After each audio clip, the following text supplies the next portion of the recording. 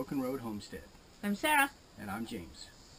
And this is going to be our introduction video.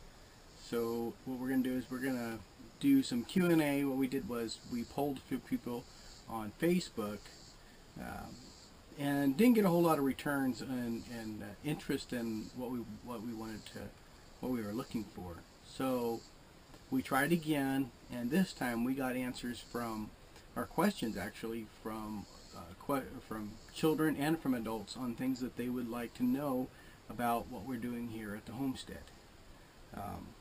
And please pardon us, but this is really our first video that we've done as an interview, so you know, we're just kind of a little corny and quirky, so we just have to go with it. So okay, so before I get into these questions, there is something that I would like to answer, and that was why the name the Broken Road Homestead. Now, Sarah's actually the one that came up with the name, but I have my reasons for believing that it's a great fit. One, our past is very broken. The things we had to go through and the struggles in life that brought us to where we're at left us realizing that the world where we're coming from really was broken. There wasn't a whole lot out there for us to achieve. We both had successful jobs, and over the past we've had successful careers, but nothing that would give us what we were actually looking for. In fact, as time went on, the more and more we got where we felt displaced by our environment. That's why I feel like this is, you know, the Broken Road Homestead. This is us fixing what is broken in our lives, returning to something that's more natural, something that I believe is the reason why America was established in the first place. This is the American dream, in my opinion, is to strive or to set out and make a sustainable life for yourself, and do it without persecution and without judgment. Now, everybody out there that has homesteads does it a little different, and ours is going to be different from other people's. Even how we approach making a fire or tending to our livestock, it's not going to be the same as everyone else, and that's okay. Being different is acceptable. It's what makes us unique in life is that we can be different. We can have different viewpoints and still accomplish the same goal in life and be happy. And literally, the road to the homestead is broken. It's a mile and a bit long of absolutely broken, rutted, washed out road. Well, it started out that way, but now it's become a lot more drivable. We've had to put a few hours into that. Just a few hours. Yeah, a lot of rock breaking, tree cutting, pruning. Four-wheeling. Yeah. And I do have to say, when we first got here, it was not, we were not misinformed. It would require a four-wheel drive to get here. Now we get here quite easily in two-wheel drive, but I would not recommend any kind of lowriders or cars of any sort coming back here at the moment. You might not make it, but a truck should do just fine, except for during really poor conditions. So let's see. Question number one says, why are you doing it? Why are we doing this? Well, it's like I said, you know, this is our way of getting back to the basics of what life is for us. We felt out of touch with life, out of touch with our God and, you know, our beliefs. We felt judged at everything, and we're doing this because it's something that I've always dreamt of, and Sarah and I have discussed for almost 20 years now since we got married, about getting back to nature. We always felt like we didn't really fit into a city environment, and the woods really is where we belong. So why are you doing this? And it's fun. I grew up, I went to school, Went to college, got a great job. I've done so many things in this world. I've had many great adventures. This is my next great adventure.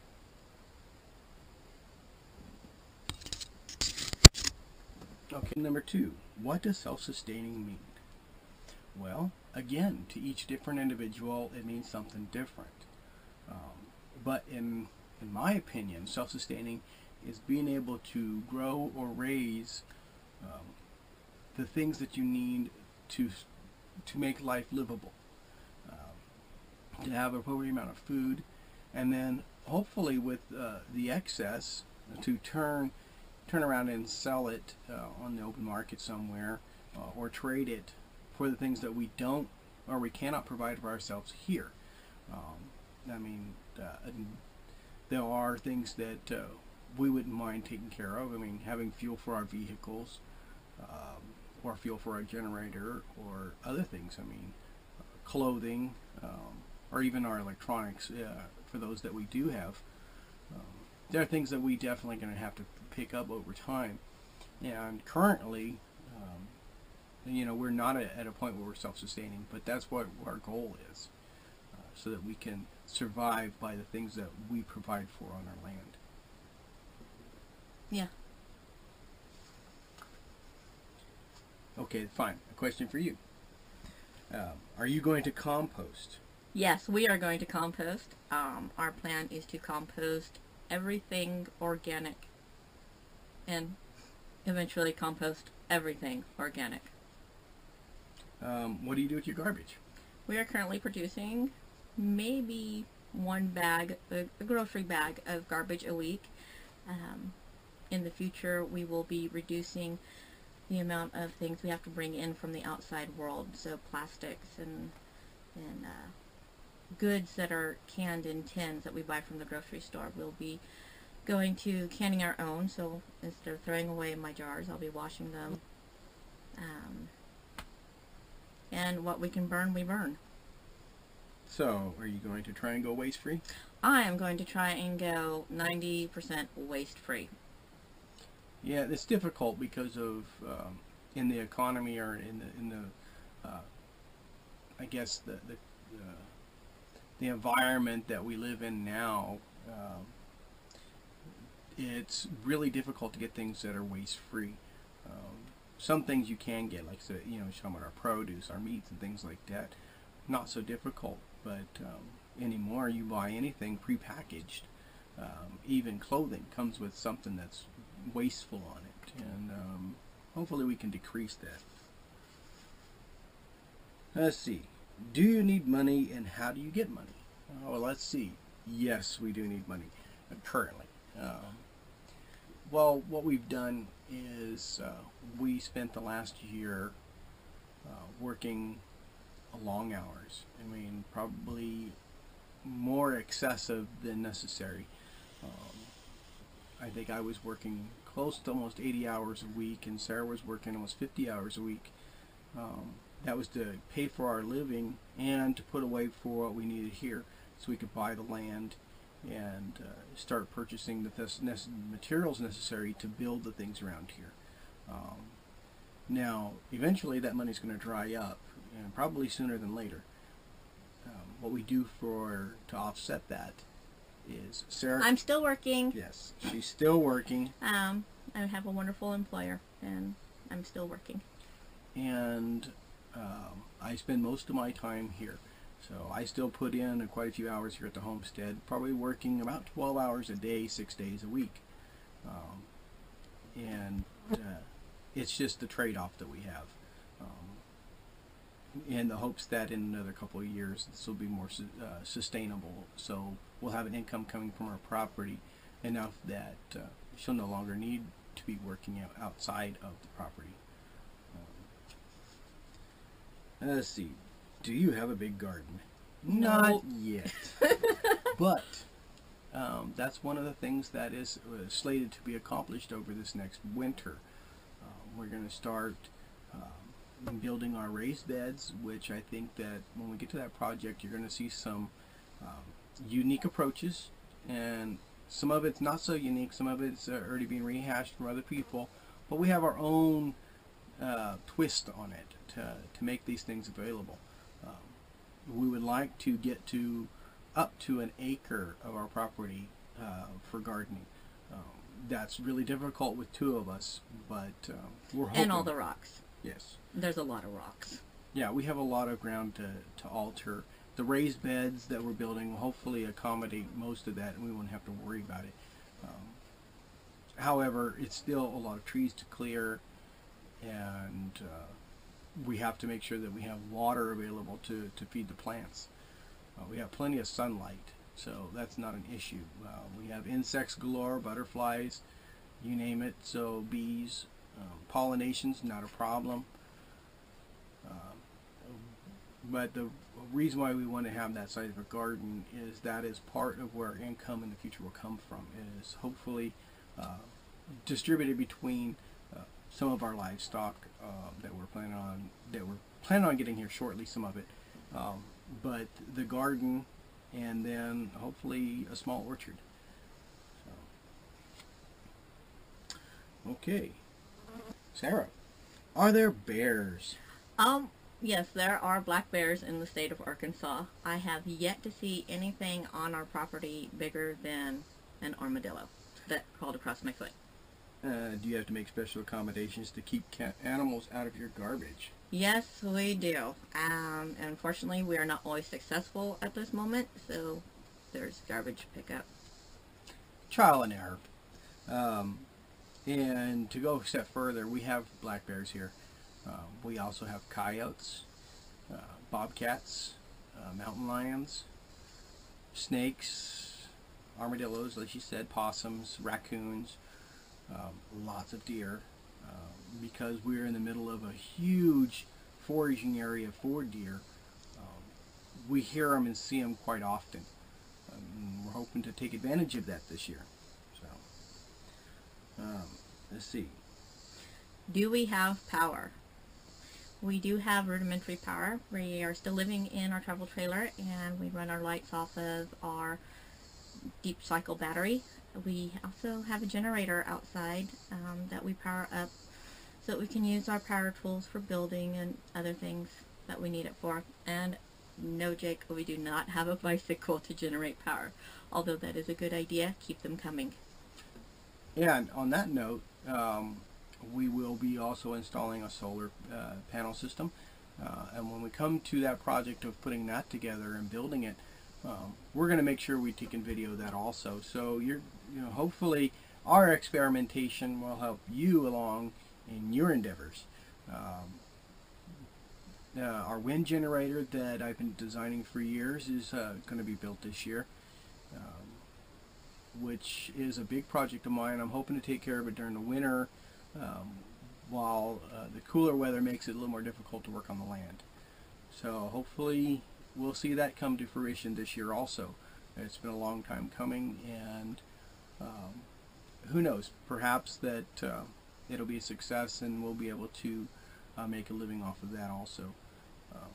Like Sarah said, we do have a generator that we have to run a couple hours a week to recharge our batteries, to run our power tools, our fan, charge up our electronics.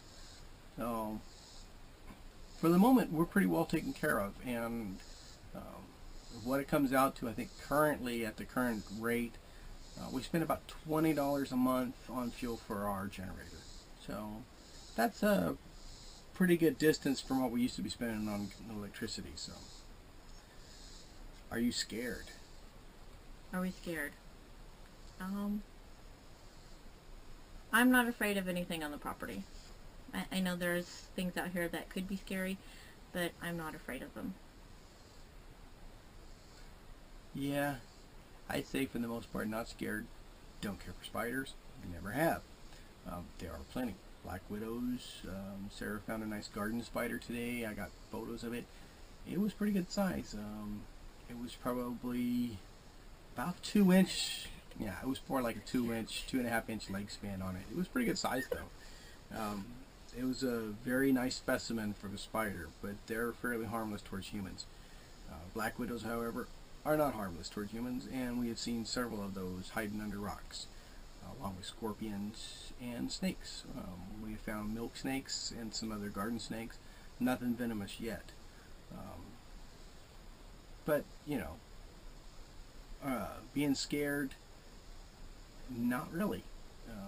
It's difficult during the new moon because it really does get dark out here. It's pitch black. But, you know, other than that, you know, its darkness is always a little spooky, but scared, no.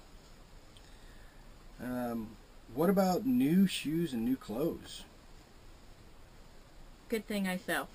No, those are things that we are going to have to replace over time. I do sew, and I can make some of our clothes, but no, we'll still go to the store for those things. Why would you choose to go off-grid? And what's your favorite thing about going off-grid? Ooh. Why would I go for it? There's absolute freedom to be ourselves out here. Within a few small parameters, there's nobody telling us what to do or how to do it. As long as we are obeying local laws, there's no reason for anybody to ever come up here and poke their nose where it doesn't belong.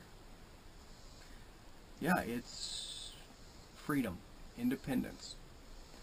Being off-grid helped us to detach from things in this life that were really dragging us down. Since we've gotten here and the work that we do, and we're not constantly trapped behind a television or being on the internet constantly, those kind of social media and outlets and video gaming and things like that, we have lost a considerable amount of weight. We're both getting in better shape already, and it's only been 6 weeks out here. It's been about 2 months, I think, almost 2 months since we left Washington, but we've been here for about 6 weeks now, and being off-grid is a blessing. Absolute blessing. You might wonder, well, what do we do for fun? Well, really, honestly, the work around here is fun. We spend time together, we share, we talk. We do watch movies from time to time on the computer. We read the Word. We do whatever. We sit by a campfire. We wander around in our woods. There are so many things to see and to experience right here that this whole thing is fun. There's no real area for boredom. We talk to each other. He's a really cool guy. And he's funny. I am that. What is the hardest thing to get used to? No refrigeration. Having to plan food around an ice chest and a campfire. Because until we get a little bit further along, that's what we do. I eat out of an ice chest. Well, not out of the ice chest, but you know, you get the point. Yeah. That'd be kind of disgusting. It's not a trough. But no, we do have to make runs into town for ice on a regular basis, which is an expense that hopefully we'll be able to eliminate shortly. With the new methods that we've got coming in for generating electricity, we might be able to power a fridge. We can't unless we run the generator, and we don't want to run the generator that often. So we have a fridge, but currently it just stores pottery and stuff. So, but like she said, hopefully we can figure out a way to work around that. Do you miss anything? Coffee. I want coffee. I want Seattle coffee. You know, we use a campfire coffee pot, and you have to get quite accustomed to grounds in your coffee. No, I want a 16-ounce double shot iced raspberry mocha with whip, please. Well, they don't even have coffee shops out here. There's no coffee box anywhere. But that's okay, because what they do have out here, they make up for. So, yes. I miss coffee. I have to say that I don't miss the people as much as you would think. And I'm not talking about individuals, I'm talking about the type of people. The hordes of people. What we have found for people in Arkansas, and I would say as the U.S. goes, these are some of the kindest, most polite and respectable people that we've experienced. The only other place we've met people that would be in the same league was down in Louisiana. These people here are wonderful people. They're very helpful. Any questions that we have, whether it comes to gardening or livestock or just about anything, there's somebody here always willing to help. We've had people offer to come out and help us for anything that we needed. And they don't know us from Adam, and it is a wonderful thing to experience. Do you have running water? No. Not really. Not yet. Not yet. We have purchased a 300-gallon container. We'll probably buy another one within the next few months, and I'm going to raise those to a water tower so we have equalized pressure. We do have a nice steady water supply that we come in, clean water that comes in from the local city, the local town for that matter, that we purchase for a very small amount, but they're very accommodating for what we need. Again, the project for the next year is hopefully to identify a good location for a well and get one installed here on the property. That would make things a little more livable, especially whenever we get into building our house. Having the running water would be a blessing there for the cooking and for bathing. Right now we have to use a shower camp, or a camp shower, sorry, and you know, if you get it in the middle of the day, it's warm.